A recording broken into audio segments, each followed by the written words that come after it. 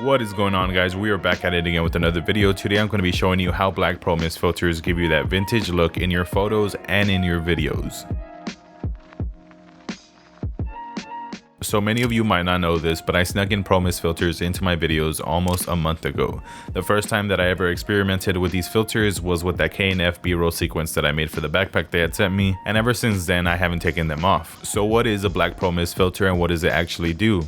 It's a clear filter that attaches to the front of your lens, and it reduces highlights, it lowers contrast, and it softens up your images. They have like little black specks on them that create this effect. It almost looks like you got dust on your lens, but it's actually not going to come off. To the naked eye, there's nothing really special about this filter.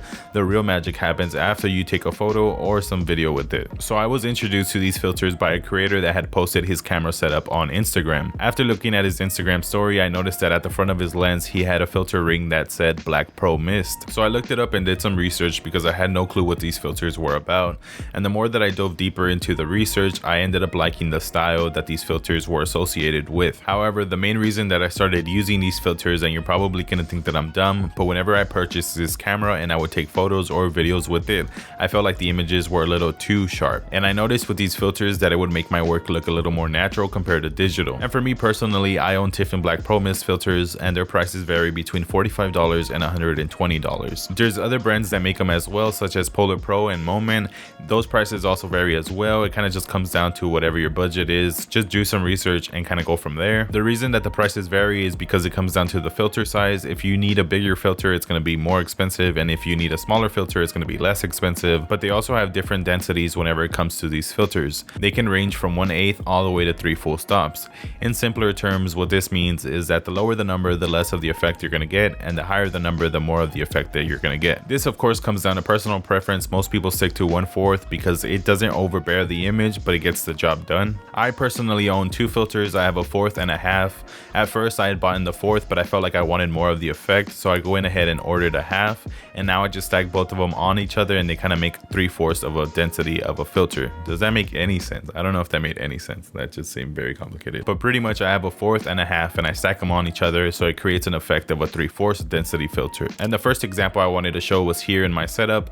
I record all my videos using 2 filters stacked, and right now you see that my face kind of looks kind of soft. You see the highlights behind me, they're kind of blooming just a little bit, but not too much, and this is with 2 filters stacked. Now this is how the video is supposed to look like without any filters. This is how my camera records straight out of camera.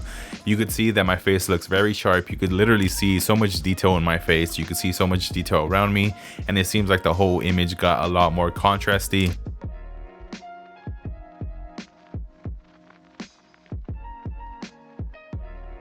And now I'm going to show you all the different densities when it comes to these filters. I'm going to show you all 4 photos. One's going to be without any filters. The second one's going to be with the 4th. The third one's going to be with the 1/2. And then the 4th one is going to be with the 3/4, which means that I just stacked both of them together. And just to let y'all know, I took these photos with the intent to show the effect. You don't want to usually take pictures with these filters against harsh light.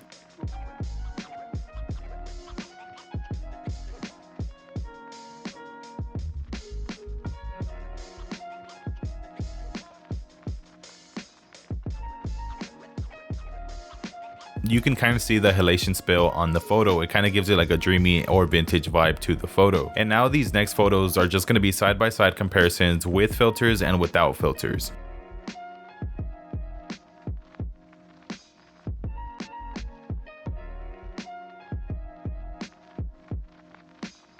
And here are some video examples, that way you can see a little more of the video side of it.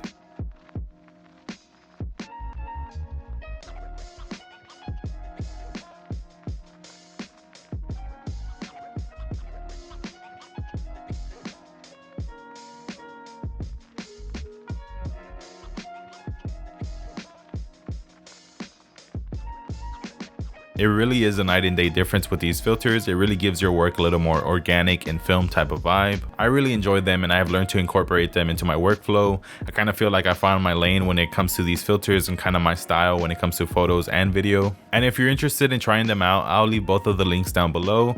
I'd recommend to go with the 4th, just because you want to start off kind of small. You don't want to do too much at once, and plus the 1/2 can be a little bit overpowering in some conditions. And I'm going to leave y'all with a couple more photos that I've taken using the Pro Mist filters. That way y'all could just get a little bit more examples.